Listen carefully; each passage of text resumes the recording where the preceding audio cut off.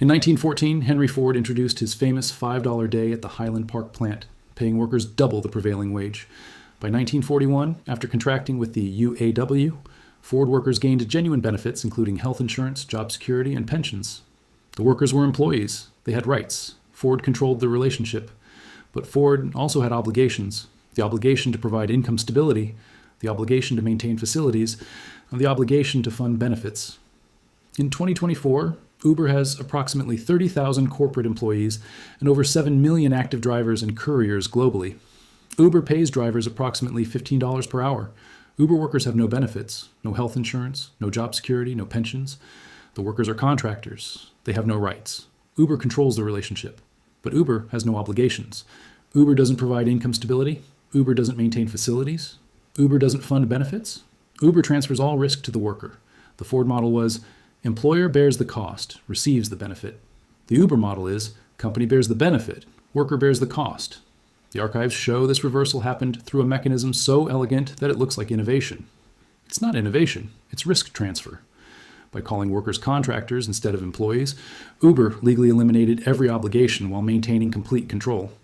By 2024, the gig economy employs approximately 435 million people globally, according to World Bank estimates, with over 59 million gig workers in the United States alone. The model has been replicated across food delivery, rideshare, freelance work, and temporary labor. The mechanism is identical every iteration.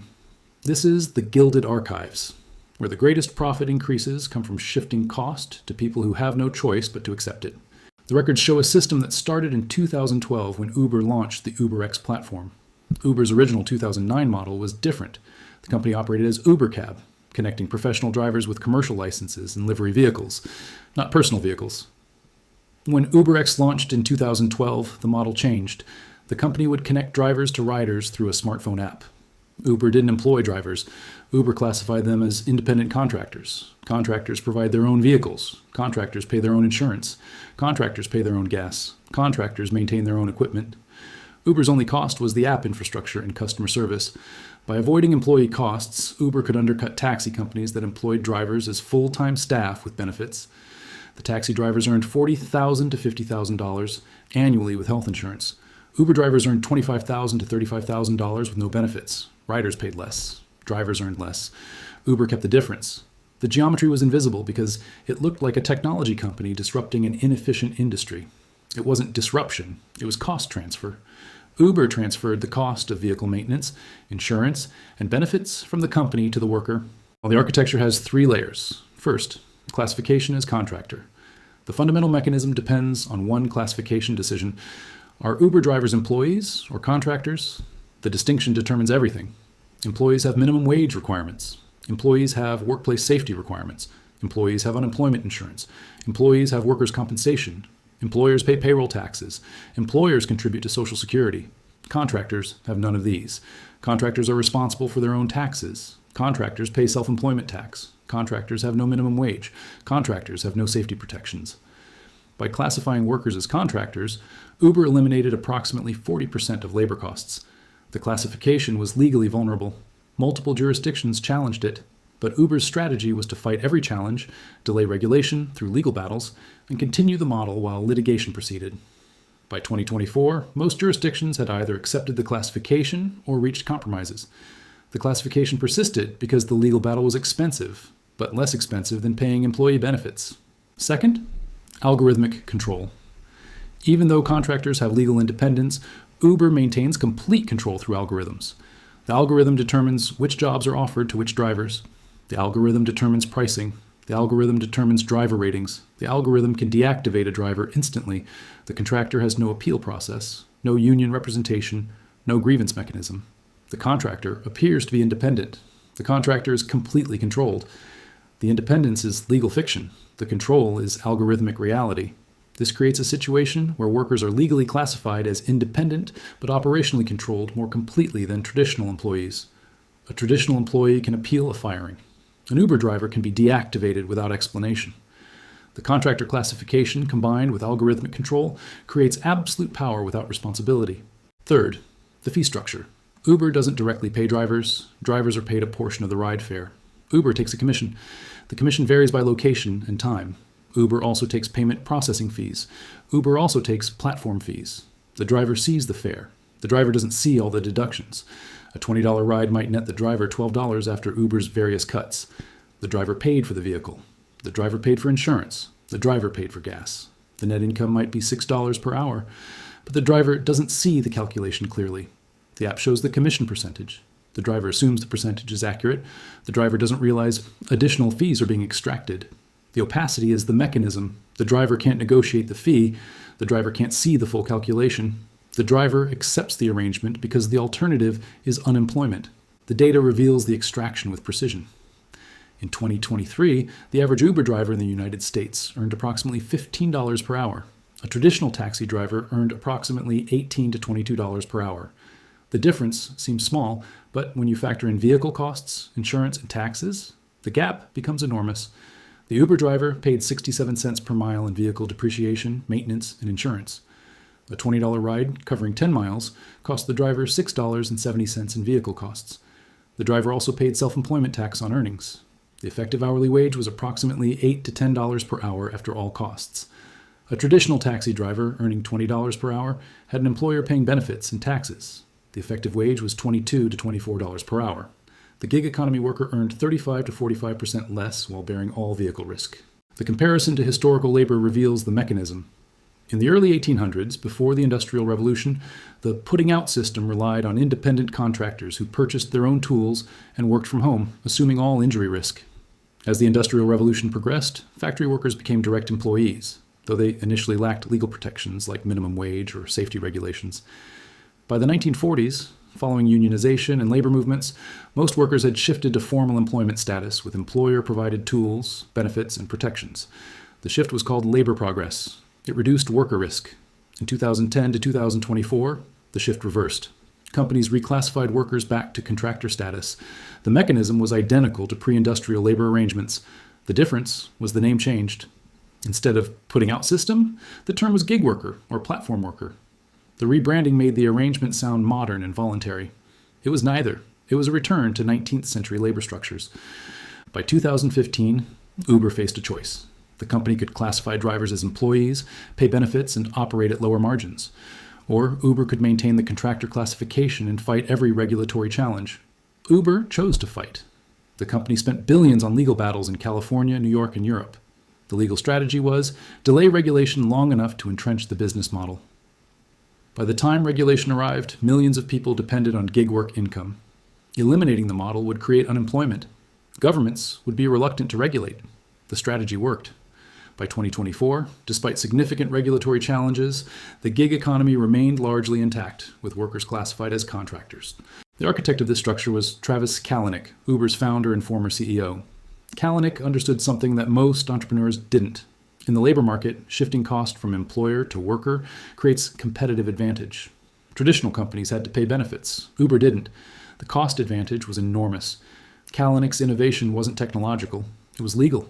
He found a classification that appeared legal but functionally made workers dependent on the company while avoiding employer obligations. The innovation was so effective that it was copied across the gig economy.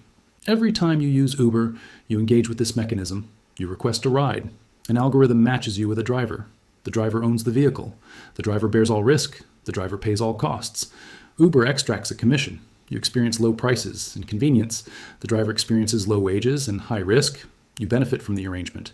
The driver subsidizes the benefit. The mechanism is invisible because the driver appears to be choosing the work. The driver is choosing between gig work and unemployment. That's not choice, that's coercion. But the coercion is structural, not visible. But there's a second layer the records reveal. Uber's low prices are possible only because drivers are underpaid. If drivers earned employee wages with benefits, Uber prices would be 40 to 50% higher.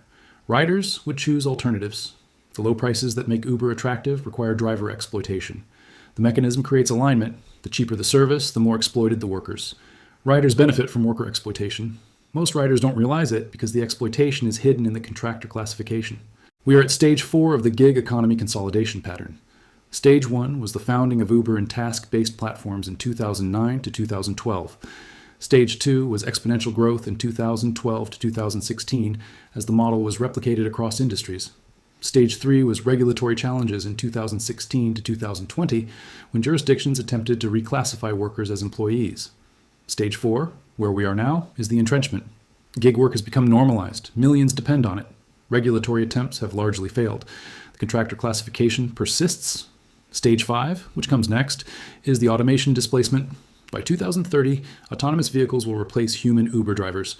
The contractor classification will become irrelevant because there will be no workers. Uber's cost structure will finally achieve what it always intended: complete elimination of labor cost. The three paths forward require acknowledging the arrangement's completeness. First, accept the gig economy. The model provides flexibility. Workers can set their own hours. Workers can choose which jobs to accept. This flexibility is valuable for people with caregiving responsibilities or other constraints. The cost is lower wages and no benefits. Accepting this means recognizing that flexibility has a price. Most workers would choose flexibility if offered explicitly. Most don't realize they're accepting lower wages in exchange for it because the trade is invisible. Second, resist through unionization. Gig workers are attempting to organize into unions. Drivers for Uber and DoorDash are demanding employee classification. The resistance is available but difficult. Gig companies have stronger resources than unions. They can replace workers instantly. They can implement deactivation policies against union organizers. The resistance is possible, but faces structural disadvantages. Third, position by understanding that gig work is temporary. Automation will replace gig workers within 15 years. Positioning means understanding which gig work will persist longest and which will disappear first. Rideshare will automate first. Delivery and in-home services will persist longer because they require physical manipulation. Positioning accordingly means investing time in skills that won't automate while gig work provides income. Don't plan a career in gig work. Plan an exit from it. The deeper protection lies in what the archives show always survives labor consolidation, specialized skills that create customer relationships independent of the platform. When platform labor consolidation happens, workers that survive independently are those that built direct customer relationships. A driver that became essential to specific customers could transition to private driving. A delivery worker that became known to specific businesses could transition to direct employment. Platform workers that remain interchangeable remain vulnerable. Direct relationships with customers create switching cost. The platform can't replace them without losing customers. The pattern says what comes next. By 2028, gig company profitability will plateau as market saturation arrives. By 2030, autonomous vehicles will eliminate rideshare drivers. By 2032, gig work will employ 40% of the peak population. By 2035, most gig workers will have transitioned to either autonomous vehicle support roles or traditional employment. The gig economy will have completed its cycle from growth to obsolescence. A new labor model will replace it. The mechanism will remain identical: cost transfer to workers with limited alternatives. You request an Uber. A driver arrives. You don't see the driver's cost structure. You don't see that the driver earned $8 per hour after vehicle costs. You don't see that the driver has no benefits. You see low prices and convenience. The arrangement is efficient from your perspective. It's exploitative from the driver's perspective. The gig economy mechanism made this possible. The contractor classification transferred all cost to the worker. The algorithmic control maintained company power. The fee structure extracted maximum value. The arrangement looked like innovation. It was cost transfer. When autonomous vehicles arrive, the mechanism will be complete. Workers will be eliminated entirely. The cost will fall to zero. The profit will be total. If this pattern revealed something you'd never seen before, subscribe to the Gilded Archives. History's records reveal how labor arrangements evolve. The gig economy isn't unique. It's one iteration of a pattern that repeats across centuries. Understanding it allows you to see the pattern in the next labor model, the next cost transfer, the next arrangement that appears voluntary but is structurally coercive. The records are specific. The mechanism repeats. The outcomes are predictable. We're just watching it unfold.